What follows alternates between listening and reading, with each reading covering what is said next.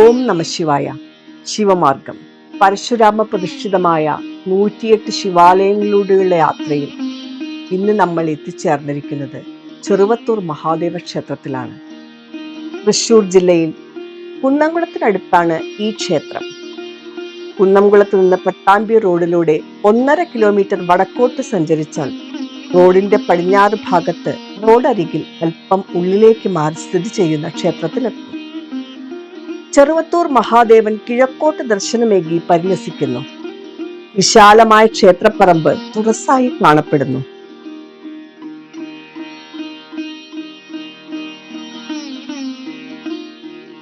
ബലിക്കൽ പുര കടന്നു ചെന്നാൽ മനോഹരമായ വട്ടശ്രീകോവിലാണ്.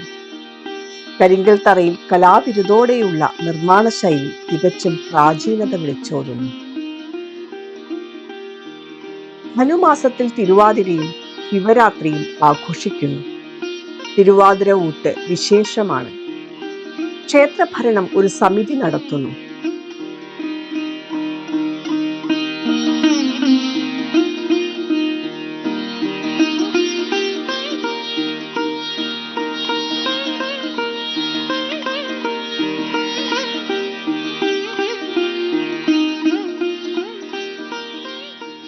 തെക്കുഭാഗത്ത് പുന്നത്തൂർ ക്ഷേത്രത്തിലെ ശിവൻ സ്വയംഭൂവാണ്.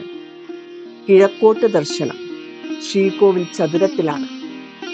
ഇവിടെയാണത്രേ ആദ്യം ദർശനം നടത്തേണ്ടത്. നമസ്കാര മണ്ഡപമുണ്ട്.